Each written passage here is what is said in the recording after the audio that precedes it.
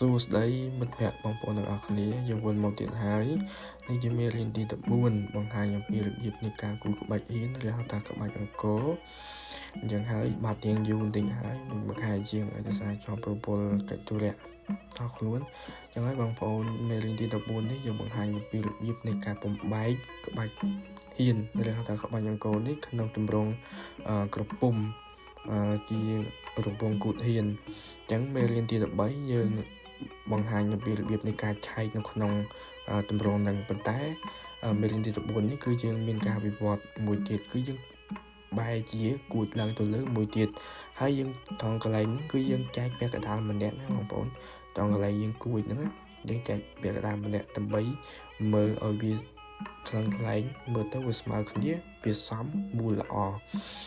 ហើយត្រង់កន្លែងហ្នឹងគឺបងប្អូនត្រូវតែគួចឲ្យកាន់តែមូលកាន់តែល្អ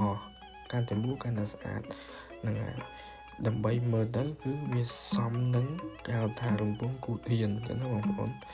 កាន់តែមូលកាន់តែល្អបងប្អូនយើងរៀនពុតតាមខ្សែឡាញរបស់យើងគឺឲ្យវាលំពុតស្មើគ្នាកុំឲ្យវាហៅថាមួយកោងមួយត្រង់អញ្ចឹងណាមើលទៅវាអសមទេអញ្ចឹងហើយបងប្អូនអរគ្នាតាំងពីមេរៀនទី1រហូតដល់មេរៀនទី13មិនដឹងថាមានអ្នកដែលចូលទស្សនាឬក៏អ្នកណាដែលចាប់អារម្មណ៍វីដេអូនេះបានរៀនខ្លះហើយអញ្ចឹងហើយបើសិនជាមានបានរៀនហើយចង់ឲ្យខ្ញុំកែតម្រូវអាចចូល comment អាចជាថតហើយចូល comment នៅក្នុងនោះឬក៏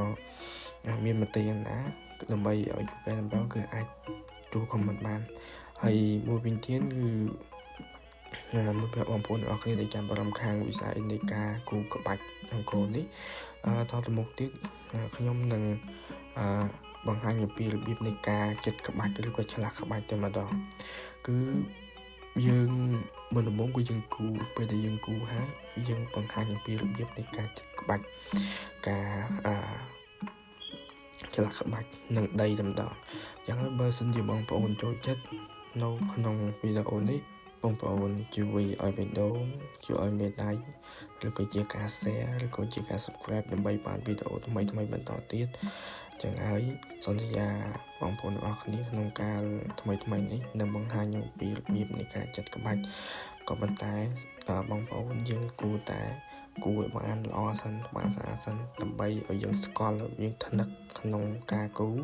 យើងយល់ក្នុងការគូលើกระดาษឬក៏ហៅថាជា 2D បងប្អូនយើងអាចមើលឃើញអញ្ចឹងតែបើជា 3D វិញវាជាលក្ខណៈមួយបែបទៀតអញ្ចឹងក៏អរគុណបងប្អូនអរគ្នាដែលបានចូលទស្សនាសូមអរគុណ